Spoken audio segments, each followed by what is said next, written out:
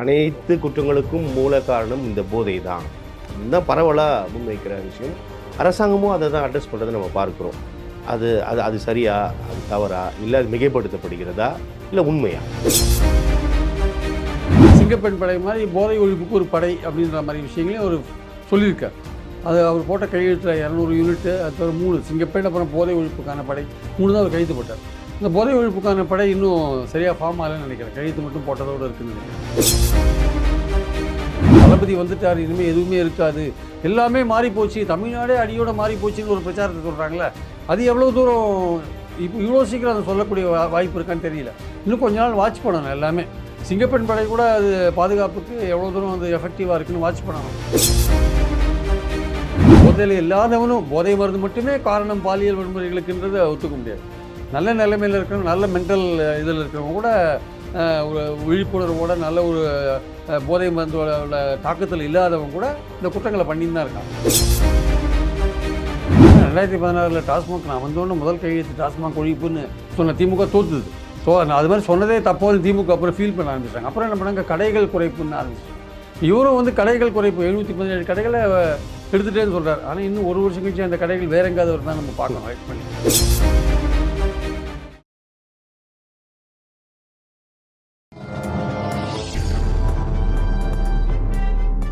பத்திரிகை.com சொந்தங்களுக்கு கிறிஸ்டபர் தாஸின் அன்பு வணக்கங்கள். இன்றைய சிறப்பு நேர்காணலில் நம்முடன் மூத்த பத்திரிகையாளர் திரு பிரியன் இணைந்திருக்கிறார். அவரோடு சமகால அரசியல் நிகழ்வுகள் உள்ளிட்ட நிறைய விஷயங்கள் நம்ம பேசலாம். சார் வணக்கம். வணக்கம் சார். நல்லா இருக்கீங்களா சார்? வணக்கம் சார். எப்படி போயிட்டு சார் தமிழகத்தின் அரசியல் களம்? புதுசாக விஜய் வந்திருக்கார், 40 நாள் ஆயிருக்கு. ஸோ ஆரம்பமே கொஞ்சம் ஒரு கலவையான ஒரு ஆரம்பமாக இருக்குது. போக தான் பார்க்கணும், ஒரு 6 மாதம் கொடுக்கணும் அவருக்கு டைம். போதை ஒழிப்பு தினம், சர்வதேச போதை ஒழிப்பு தினத்தில் மாரத்தான்லாம் ஓடியிருக்கார் முதலமைச்சர். நிறைய கருத்துக்கள் முன்வைக்கப்படுது, விமர்சனங்கள்.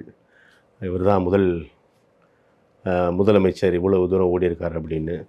அப்படிலாம் இல்லைங்க, காஷ்மீர் முதலமைச்சர் 21 கிலோமீட்டர்லாம் ஓடியிருக்காரு அப்படிலாம் அதுக்குள்ளேயே பரஸ்பர கருத்துக்கள் இருக்குது.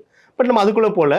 இருந்தாலும் இது ஒரு ஒரு ஒரு இந்த ஜென்சி கிட்ஸு தான் பெரிய ப்ளே பண்ணாங்க இந்த எலெக்ஷனில் அப்படின்னு நம்ம பார்க்கும்போது, இப்படியான நிகழ்வுகள் விஜய் மீது ஒரு இன்னும் ஒரு இமேஜை கூட்டுமா சார்? அப்படி புரிஞ்சுக்கலாம். இந்த மாதிரியான ஒரு பொது நிகழ்வு மராத்தன்கள் நடக்கிறதுல ஒரு சமூக நலத்திட்டங்கள் மாதிரி ஒரு சமூகத்துக்கு விழிப்புணர்வு ஊட்டுற மாதிரியான மராத்தன்கள் நடக்கிறதில்ல. இது வந்து திமுக ஆட்சியிலேயே சுப்பிரமணியன் நிறைய செஞ்சுருக்காரு. இன்னும் இதை விட பெரிய க்ரௌடெல்லாம் செஞ்சுருக்காரு. நிறைய கிலோமீட்டர்ஸ் ஓடிருக்காங்க. ஸ்டாலினும் வந்து அதேமாரிலாம் அதில் மராத்தான்லாம் பண்ணியிருக்காரு. பட்டு விஜய் பண்ணுறதுன்றது அவர் ஆட்சிக்கு வந்தோடனே முதல் தடவையாக அது பண்ணுறாரு. விஜய் ஒரு பாப்புலரான நடிகர். ஸோ அவருக்கு ஒரு கிரேஸ் இருக்க தான் செய்யுது இல்லையா? ரெண்டாவது, அவங்களுடைய பிரச்சாரமே தேர்தலுக்கு முன்னாடி வந்து போதை கலாச்சாரம் தமிழ்நாட்டில் வேரூன்றி இருக்குது, அதுவும் கடந்த திமுக ஆட்சியில் தான் அதிகமாக இருந்தது அவங்களுடைய பாயிண்ட். அவங்களுடைய சார்ஜ் அது ஆக்சுவலாக அது ஒரு முக்கியமான விஷயமாக தான் வச்சுருந்தாங்க. பாலியல் வன்கொடுமைக்கு காரணம் போதையும் மருந்தும், போதை பழக்கமும் ஒரு காரணம் பாலியல் வன்முறைகளுக்கு அப்படின்னு ஒரு விஷயத்தை வச்சுட்டு போதை அது ஆட்சிக்கு வந்த உடனே அவங்களுக்கு சிங்கப்பெண் படை மாதிரி போதை ஒழிப்புக்கு ஒரு படை அப்படின்ற மாதிரி விஷயங்களையும் அவர் சொல்லியிருக்கார். அது அவர் போட்ட கையெழுத்தில் 200 யூனிட்டு, அது தவிர 3 சிங்கப்பெண், அப்புறம் போதை ஒழிப்புக்கான படை 3 தான் அவர் கைது போட்டார். அந்த போதை ஒழிப்புக்கான படை இன்னும் சரியாக ஃபார்ம் ஆகலன்னு நினைக்கிறேன். கையெழுத்து மட்டும் போட்டதோடு இருக்குதுன்னு நினைக்கிறேன். அப்போது அந்த சூழலில் இருக்கும்போது இந்த மாதிரியான ஒரு விழிப்புணர்வு மராத்தன் பேரணிகள்லாம் வந்து நடக்கிறது வந்து அவர் கலந்துக்கிறது வந்து இயல்பான ஒரு விஷயமாக தான் பார்க்குறேன். அது வந்து இன்ஃபேக்ட் இவரை மாதிரி ஒரு நடிகர்கள் அரசியலுக்கு வந்து அவங்க வந்து ஒரு விழிப்புணர்வு பிரச்சாரத்தை வந்து எடுத்தாங்கன்னா, இப்போது இவர் எம்ஜிஆர் அவர்கள் வந்து மது ஒழிப்புக்காக நிறைய பேசியிருக்காரு. அந்த மாதிரி விஷயங்கள்லாம் நிறைய இருக்குது. ஸோ அந்த மாதிரி வந்து ஒரு பாப்புலரான ஒரு நடிகர் இந்த மாதிரி ஒரு விஷயத்தை கையில் எடுக்கிறார், அரசியல்லையும் அவர் வந்து ஒரு வெற்றி பெற்று வந்திருக்காரு அப்படின்னா, அது கொஞ்சம் இளைஞர்கள் மத்தியில் ஒரு ஒரு மன மாற்றத்தை உண்டாக்குறதுக்கான வாய்ப்புகள் இருக்குது அப்படின்னா. ஆனால் அவைலபிலிட்டி, போதை மருந்து கிடைக்கிறத தடுக்கிறதுன்றது வந்து அது போலீஸ் கையில் இருக்குது. லா என்ஃபோர்ஸ்மெண்ட் யார் சட்டத்தை அமுல்படுத்தினாலும் அவங்க கையில் தான் இருக்குது. மத்திய அரசும் இதில் பொறுப்பு இருக்குது. அதனால தான் அவங்க நர்கோட்டிக்ஸ் கண்ட்ரோல் பியூரோன்னு வச்சுருக்காங்க. ஏன்னா போதைன்றது வந்து வெறும் சென்னைக்கு மட்டும் பொருந்தி வரதில்லை, தமிழ்நாட்டுக்கு பொருத்தமானதில்லை. இது வந்து இந்தியா இல்லை, இன்டர்நேஷ்னல். இது ஒரு பெரிய ஒரு வியாபார உலகம், சர்வதேச அளவில் நடக்கிற ஒரு மாஃபியா அது ஆக்சுவலாக. இதை வந்து ஒரு கார்னரில் கட்டுப்படுத்தினா போகாது. இது வந்து கண்ணுக்கு தெரியாத அனுமார்வால் மாதிரி நின்றுட்டே போயிட்டே இருக்கும் அது ஆக்சுவலாக வந்து. அதனால் வந்து இது வந்து சென்னையில் மட்டும் இல்லை, தமிழ்நாட்டில் மட்டும் கட்டுப்படுத்துதல். இந்தியாவுக்குள்ளே வர போதை மருந்துகளே பெரும்பாலும் குஜராத் வழியாக தான் உள்ள வருது ஆக்சுவலாக. ஆப்கானிஸ்தான்லேருந்து குஜராத் வழியாக வந்து இங்கேருந்து இப்படியே தமிழ்நாடு வழியாக போய் தூத்துக்குடி வழியா இலங்கைக்கு போகிறது, அப்புறம் பிலிப்பைன்ஸ் போகிறது, தாய்லாந்து போகிறது, அப்படி தான் ரூட், சவுத் ஏஷியா ரூட் அப்படி தான் போகிறது ஆக்சுவலாக. அதனால் இது வந்து சாதாரண விஷயம் கிடையாது. ஆனால் விழிப்புணர்வு ஊட்டுறது ஒரு முக்கியமான விஷயம். ஏன்னா கடந்த திமுக ஆட்சியில் வந்து ஸ்கூல்ஸ் வாசலெல்லாம் இந்த போதை மாத்திரை, போதை சாக்லேட்லாம் கிடச்சிதுன்ற விஷயங்கள்லாம் நிறைய நம்ம படித்தோம். அது இப்போ குறைஞ்சிருக்கா இல்லையான்றதுல வந்து அது இன்னும் யாரும் அதை பற்றி பேச ஆரம்பிக்கல. ஆனால் தாவேகா சைடில் என்ன சொல்கிறாங்க, தளபதி வந்துட்டார், இனிமேல் எதுவுமே இருக்காது, எல்லாமே மாறிப்போச்சு, தமிழ்நாடே அடியோட மாறிப்போச்சுன்னு ஒரு பிரச்சாரத்தை சொல்கிறாங்களே, அது எவ்வளோ தூரம் இப்போ இவ்வளோ சீக்கிரம் அதை சொல்லக்கூடிய வாய்ப்பு இருக்கான்னு தெரியல. இன்னும் கொஞ்ச நாள் வாட்ச் பண்ணணும் எல்லாமே. சிங்கப்பெண் படை கூட அது பாதுகாப்புக்கு எவ்வளோ தூரம் அது எஃபெக்டிவாக இருக்குன்னு வாட்ச் பண்ணணும். எல்லாமே ஒரு ஆரம்பம் வந்து ஒரு முயற்சி தெரியுது. எவ்வளோ தூரம் அது வந்து எஃபெக்டிவாக போகிறது, அவருடைய ஆட்சிக்கு பெருமை சேர்க்குற விஷயமா மாறுதுன்றது ஒரு 6 மாதம் ஆகணும் ஆக்சுவலாக. ஒரு விஷயம் திரு பிரியன், அதாவது சர்வதேச போதை ஒழிப்பு தினம் முதலமைச்சர் அதை வலியுறுத்தி மாரத்தான்லாம் ஓடுறாரு. நீங்களும் கடந்த ஆட்சியின் போது தான் இதெல்லாம் நடந்தது அப்படின்னு நம்ம பார்க்குறோம். ரொம்ப சாமானியமான ஒரு கேள்வி திரு பிரியன். போதை ஒழிப்பு தினம் அரசாங்கமே டாஸ்மாக் நடத்துது. அது போதையில் வராதா? அப்போது இன்னொரு போதையை நீங்கள் என்ன தனியாக ஒழிக்க போகிறீங்க? அது குறித்தான விழிப்புணர்வு அப்படின்றது ரொம்ப முரணாக இருக்கே அப்படின்னு பொதுவாக இப்படி ஒரு கருத்துக்கள் முன்வைக்கப்படுது. அதை நம்ம அப்படி புரிஞ்சுக்கலாமா? இல்லை, அது உண்மைதான். அதாவது டாஸ்மாக்கையும் வச்சுட்டு நீங்கள் போதை ஒழிப்புன்னு சொல்கிறது வந்து அது இரட்டை வேடம். அது ஆக்சுவலாக வந்து நீங்கள் ஆனால் டாஸ்மாக் ஒழிக்க முடியுமானா ஒழிக்க முடியாது. ஏன்னா 2016 டாஸ்மாக் நான் வந்தோடனே முதல் கையெழுத்து டாஸ்மாக் ஒழிப்புன்னு சொன்ன திமுக தோற்றுது. ஸோ அது மாதிரி சொன்னதே தப்போன்னு திமுக அப்புறம் ஃபீல் பண்ண ஆரம்பிச்சிட்டாங்க. அப்புறம் என்ன பண்ணாங்க, கடைகள் குறைப்புன்னு ஆரம்பிச்சிட்டாங்க. இப்போ இவரும் வந்து கடைகள் குறைப்பு 717 கடைகளை எடுத்துகிட்டேன்னு சொல்கிறார். ஆனால் இன்னும் ஒரு வருஷம் கழிச்சு அந்த கடைகள் வேற எங்காவது வருதான் நம்ம பார்க்கணும் வெயிட் பண்ணி. ஏன்னா வந்து வருமானம் சம்மந்தப்பட்டது. ஏன்னா வருவாய் பற்றாக்குறை இருக்குதுன்னு சொல்கிறார். 78,000 கோடி வருவாய் பற்றாக்குறை தமிழ்நாடு பட்ஜெட்டில் இருக்குதுன்னு ஒயிட் பேப்பரில் சொல்கிறாங்க. அப்போ அந்த வருவாய் பற்றாக்குறையை வந்து ஈடுகட்ட வேண்டிய அவசியம் இருக்குது. அப்போ டாஸ்மாக் கடையை எடுக்கிறது வந்து அவங்களுக்கு அட்வான்டேஜாக இருக்காது. அதையும் வச்சுட்டு நீங்கள் போதை ஒழிப்பு பண்ணுறதுன்னா அது வந்து நிச்சயமாக வந்து அது வந்து ஒரு 2 கையும் கட்டிட்டு நீங்கள் சண்டை போட முடியாது ஆக்சுவலாக வந்து. அதனால் அது மாதிரியான ஒரு விஷயம் தான் அது ஆக்சுவலாக. அப்போ நீங்கள் டாஸ்மாகை மூட முடியும்னா மூட முடியாது. அப்போ நீங்கள் போதை மருந்து எடுத்து போராடணும்னா அதுவும் போராடணும். இப்போ போதை மருந்துனா வெறும் டாஸ்மாக் மட்டும் இல்லை, வேறு பல விஷயங்கள் போதை இதெல்லாம் ட்ரக்ஸ்லாம் இப்போ வந்திருக்கு. போதை ட்ரக்ஸ்னால் பலவிதங்களில் வந்திருக்கு. ஹீராயின் மாதிரி, கொக்கைன் மாதிரி பல விஷயங்கள் இருக்குங்க. ஸோ அதெல்லாம் தடுக்கிறதுக்கான முயற்சிகளில் இவங்க இறங்கலாம். லிக்கர் இருக்கிறது, லிக்கரை ரெகுலேட் பண்ணலாம், அந்த டாஸ்மாக் டைமிங்ஸை குறைக்கலாம், ராத்திரி வந்து சீக்கிரம் மூடலாம், சாயந்தரம் லேட்டாக திறக்கலாம், பல விஷயங்கள் இதில் பண்ணலாம். அதெல்லாம் வந்து பண்ணுவாங்களே தெரியல. கடைகள் இன்னும் குறைக்கலாம், நம்பர்ஸை குறைக்கலாம். ஆனால் வருமானத்தை அடிப்படையாக பார்க்கும்போது டாஸ்மாகை குறைக்கிறதுக்கான வாய்ப்பு இல்லை. மற்ற போதை மருந்துகளில் பிடிக்கிறது அந்த மாதிரி விஷயங்கள் அதை தடுக்கிறதுக்கான முயற்சிகளில் இவங்க இறங்கி ஓரளவுக்கு அதை தடுத்தாங்கன்னா கூட கொஞ்சம் அந்த அந்த அதில் வந்து அடிமையாக இருக்கிறவங்க, போதை மருந்துகள் அடிமையாக இருக்கிறவங்கள எண்ணிக்கையை குறைக்கிறதுக்கான வாய்ப்புகள் இருக்குது ஆக்சுவலாக. இப்போ நீங்கள் குறிப்பிட்டீங்க திருப்பிரியன், 40 நாட்கள் ஆயிருக்கு, இன்னும் ரொம்ப லாங் டிரைவ் போகணும். இருந்தாலும் இந்த நொடி வரை, ஆட்சி பொறுப்பேற்றதிலிருந்து இந்த நொடி வரை இவங்க முன்வைத்த பிரதானமான முழக்கம் போதை ஒழிப்பு, போதை நாடு முழுக்க இருக்குது அப்படின்னு நான் தொடர்ந்து பேசிகிட்டு இருக்காரு. சமீபத்தில் கூட பேசியிருக்காரு முதலமைச்சர். இந்த 40 நாட்களில் அதை நோக்கி குறைஞ்சபட்சமாக நகர்ந்திருக்கா இந்த அரசு? அப்படி சொல்ல முடியாது. பத்திரிகையாளராக நீங்கள் அதை அந்த கேசஸ்லாம் இன்னும் வந்து தான் இருக்குது. போதை மருந்து கேசஸ்லாம் இப்போ கூட ஒரு 2 நாள் முன்னாடி கூட ஒரு பெண் உட்பட 3 பேரை கைது பண்ணாங்க. சென்னை ஏர்போர்ட்டில் வந்து பிடிச்சாங்க, நர்கோட்டிக்ஸ் கண்ட்ரோல் பியூரோ. நிறைய இடத்துல வந்து போதை மருந்துகள் பிடிபட தான் செய்யுது. அப்போ பிடிபடுதுன்றது நல்ல விஷயம் ஆக்சுவலாக வந்து. ஏன்னா வந்து போலீஸ் உஷாராக இருக்குது, பிடிக்குது அப்படின்றது. ஏன்னா இப்போது அதே, ஆனால் இந்த விஷயத்துக்கு நம்ம நல்ல விஷயம் சொல்கிறோம். அதே போக்சோ கேசஸ் அதிகமான என்ன சொல்கிறீங்க, அதை குறையாக சொல்கிறீங்க. அது என்ன சொல்கிறாங்க, கேசஸ் பதிவு பண்ணுறோமே நாங்கள் கண்டுபிடிச்சி, அதுவே பெரிய விஷயம் தானே அவங்க சொல்லுவாங்க. சில பேர் சொல்லுவாங்க 23 கம்பேர் பண்ணும்போது 24 போக்சோ கேசஸ் அதிகமாக போயிடுச்சுன்னு ஒரு புள்ளி ஒருத்தர் சொன்னாங்கன்னா, ஆமாம் சார் கேஸ் பதிவு பண்ணுறோம். ஒரு காலத்தில் கேஸே பதிவு பண்ணாத இருந்தாங்க. க்ரைமாக பதிவு பண்ணால் தானே என்சிஆர்பி டேட்டாவில் அது போகிறது ஆக்சுவலாக. நாங்கள் பதிவு பண்ணுறோம், ஒவ்வொரு க்ரைமையும் பதிவு பண்ணுறோம். பதிவு பண்ணுறது நல்ல விஷயம் தானே, பதிவு பண்ணி தண்டனை வாங்கி தரோம்ல. அப்போ அதுவே நீங்கள் தப்புன்னு எப்படி சொல்ல முடியும்? அதுதான் எங்களோட கவர்மெண்ட்டோடைய வேலை. என்ன சிங்கப்பெண்ணே வச்சுக்கோங்களேன், பாதுகாப்பு அப்படின்னு சொல்கிறீங்க நீங்கள். உண்மையிலே சொல்கிறேன் சின்சியராக, அது பாதுகாக்க முடியுமா? அதனால் ஒரு பெண்ணுக்கு ஒரு பாதிப்பு ஏற்படுது சார், கும்படி பூண்டிலேயும் எங்கேயோ ஒரு இடத்துல 3 வயசு குழந்தைக்கு. அது சிங்கப்பெண்ணுக்கு எப்படி தெரிய வரும்? அந்த அப்பாவோ அம்மாவோ ரிப்போர்ட் பண்ணும்போது தானே தெரிய வரும். என் குழந்தைய காணுன்ற போது அது கண்டுபிடிச்சி அப்புறம் தானே தெரிய வருது. இல்லை எங்கேயோ ஸ்ரீவைகுண்டத்தில் 2 தாவேகா உறுப்பினர்கள் ஒரு பெண் தொண்டரை கடத்தின்னு போகிறாங்க, கடத்தின்னு போய் பாலியல் வன்முறை, அது எப்போ தெரியுது? அந்த பொண்ணு சொன்னால் தானே தெரியுது. ஸோ இதெல்லாம் அப்போ பாதுகாப்புன்றது எங்கே வருது ஆக்சுவலாக? சிங்கப்பெண் எப்படி பாதுகாக்கும்? அந்த பாதுகாப்புன்றது எங்கே நடக்கும்னே தெரியாது. கிரைம் எங்கே நடக்கும்னு தெரியாத போது நீங்கள் எப்படி பாதுகாப்பீங்க? ஒரு திருவிழாவில் செயின் பறிக்கிறவன் இருப்பான், அம்மன் இருப்பான், இவன் இருப்பான். அந்த இடத்துல போலீஸ் கண்காணிப்பு இருந்தால் சில போது அவன் பிடிப்பான். செயின் படிச்சுன்னு போகிறவனையும் பிடிப்பான், அப்படிப்பட்ட சந்தேகத்தோடு சுற்றிட்டு இருக்கிறவனையும் பிடிப்பான். ஆனால் சிங்கப்பெண் வந்து யார் வந்து இந்த பாலியல் வன்முறையில் ஈடுபடுவார்னு சிங்கப்பெண்ணுக்கே தெரியாது ஆக்சுவலாக. அதுக்கு ஒரு ஃபோன் வந்தால் தான் தெரியும். அந்த ஃபோன் எப்போ வரும்?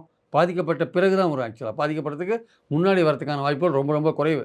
அதனால் இதெல்லாம் எவ்வளோ தூரம் எஃபெக்டிவாக இருக்குது? ஏன்னா இதெல்லாம் வந்து தேர்தலுக்கு முன்னாடி விஜய் வந்து கொஞ்சம் அதிகமாகவே பேசிட்டார். அவரே என்ன பேசுகிறாரு சிங்கப்பெண் படையில் இப்போது பேசுகிறார். இப்போது இந்த அசம்பிளிலையும் சொல்லியிருக்கார். இதெல்லாம் ரொம்ப வருஷமாக இருக்கிற விஷயங்கள்.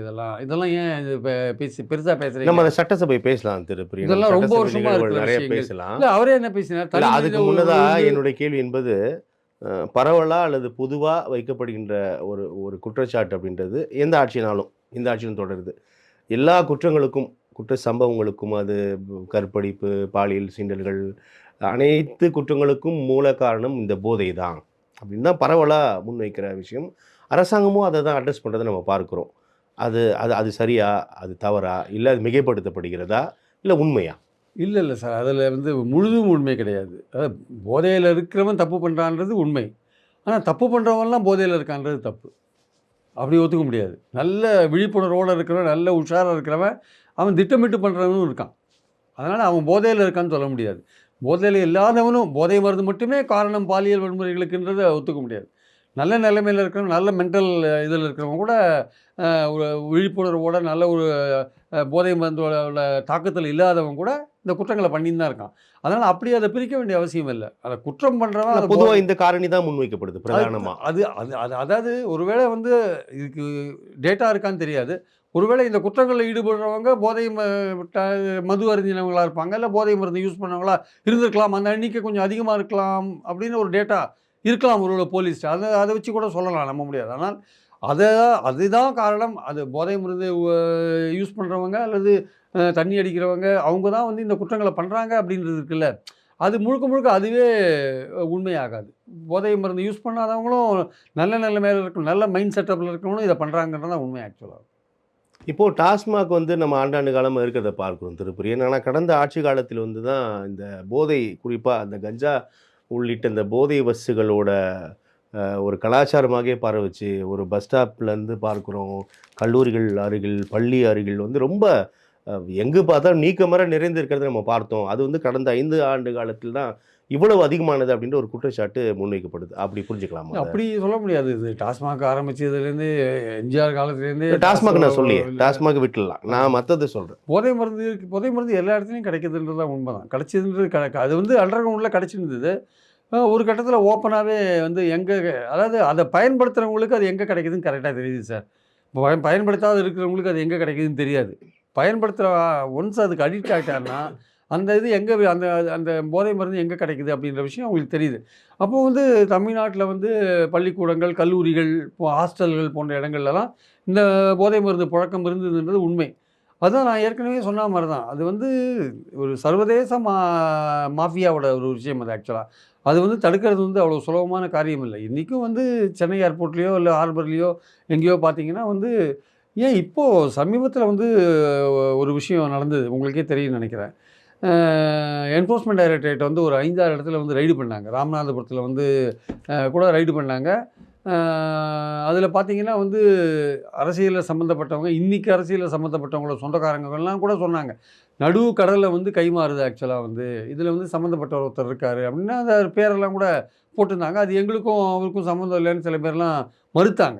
இப்போ பதவியில் இருக்கிறவங்களாம் சில பேர் மறுத்தாங்க.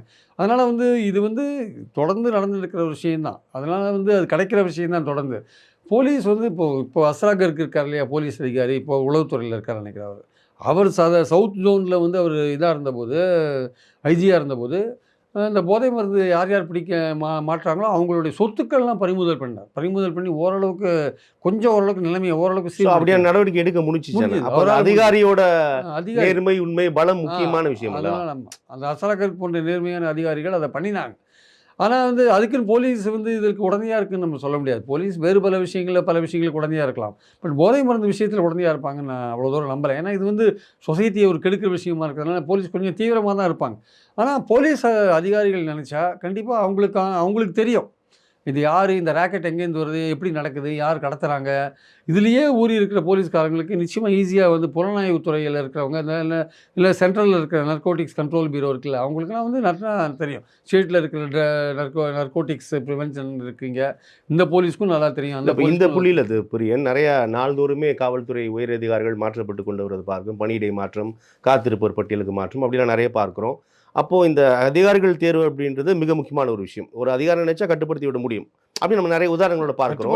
அப்போ இந்த ஆட்சி பொறுப்பேற்ற பிறகு இந்த அதிகாரிகளோட தேர்வு குறித்து நிறைய விமர்சனங்கள் வரதை பார்க்குறோம். அதை எப்படி பார்க்குறீங்க? இல்லை, எந்த ஒரு புது ஆட்சி வந்தாலுமே வந்து அதிகாரிகள் மாற்றம் வந்து நடக்கிறது தான். இப்போ இவங்களும் அதே மாதிரி தான், கலெக்டர்களை மாற்றுறாங்க, எஸ்பியை மாற்றுறாங்க, ஐஜியை மாற்றுறாங்க, டிஐஜி எல்லா லெவல்லையும் மாற்றுறாங்க, ஐஏஎஸ்லையும் எல்லா லெவல்லையும் மாற்றுறாங்க, ஐபிஎஸ்லையும் எல்லா லெவல்லையும் மாற்றுறாங்க. அது வந்து இயல்பான விஷயம்தான்.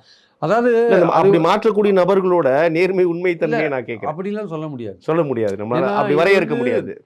இது வந்து உங்களுக்கு வந்து இந்த June July April June July May June July மாதம்ன்றது வந்து உங்களுக்கு எல்லா அதிகாரிகளும் யூஸ்வலாகவே ட்ரான்ஸ்ஃபர் பண்ணுவாங்க. இந்த அகாடமிகளோட ஆரம்பத்தில் வந்து ஒரு 3 வருஷத்துக்கு மேலே 4 வருஷத்துக்கு மேலே ஒரு அதிகாரி ஒரு இடத்துல இருந்தாருன்னா அவரை மாற்றுவாங்க. அது இயல்பாகவே நடக்கிற ருட்டீன் ட்ரான்ஸ்ஃபர். ஸோ இந்த வாட்டி எலெக்ஷன்ஸ் முடிஞ்ச பிறகு புது ஆட்சி வந்ததுனால இந்த ருட்டீன் ட்ரான்ஸ்ஃபரை விட இந்த மாதிரி அரசியல் ரீதியான இவன் யார் இவன் இந்த ஆள் இவன் இந்த ஆள், சில பேருக்கு புலனாட்சிக்கு வேண்டியவங்க பல இடத்துல இருப்பாங்க இல்லையா, அது அங்கே சொல்லிக் கொடுக்குறதுக்கு நிறைய பேர் இருப்பாங்க. சார் இவர் அந்த ஆளுன்ட்டு. அப்போ அவங்களெல்லாம் அவங்க மாற்ற வேண்டிய கட்டாயம். இவங்களுக்கு வேண்டிய ஆளுங்களை கொண்டு வரணும். அவர் வந்து வேறு கட்சிக்கு வேண்டிய ஆளுன்னு ஒரு பக்கம் அவர் எடுக்கணும், இவங்களுக்கு வேண்டிய ஆளை கொண்டு வரணும்ல. ஸோ 2 விதமாகவும் இருக்காங்க ஆக்சுவலாக. அதனால் ரொட்டீன் ட்ரான்ஸ்ஃபரும் இருக்குது. அதனால் இந்த நிறைய ட்ரான்ஸ்ஃபர்ஸ் நடக்கிறத நம்ம பார்க்குறோம் நம்ம. ஆனால் இவங்கெல்லாம் போய் செட்டில் ஆகி விஷயத்தை புரிஞ்சுட்டு ஆக்ட் பண்ணுறதுக்கே இன்னும் 2 மாதம் ஆகும். அதுக்கப்புறம் தான் நம்ம சொல்ல முடியும் போதை ஒழிப்பில் வந்து எவ்வளோ தூரம் இந்த கவர்மெண்ட் வந்து ஒரு முன்னெடுப்பை வந்து பண்ணியிருக்கு, அது எவ்வளோ தூரம் பலன் கொடுத்துருக்கலாம் வந்து 2-3 மாதம் ஆகும் அதை சொல்கிறதுக்கு. பார்க்கலாம். போதையில்லா தமிழகத்தை நோக்கி இந்த அரசு நகர்கிறதா அப்படின்னு பொறுத்து வந்து பார்க்கலாம். நன்றி திரு பிரியா, உங்களுடைய கருத்திற்கும் வருகைக்கும்.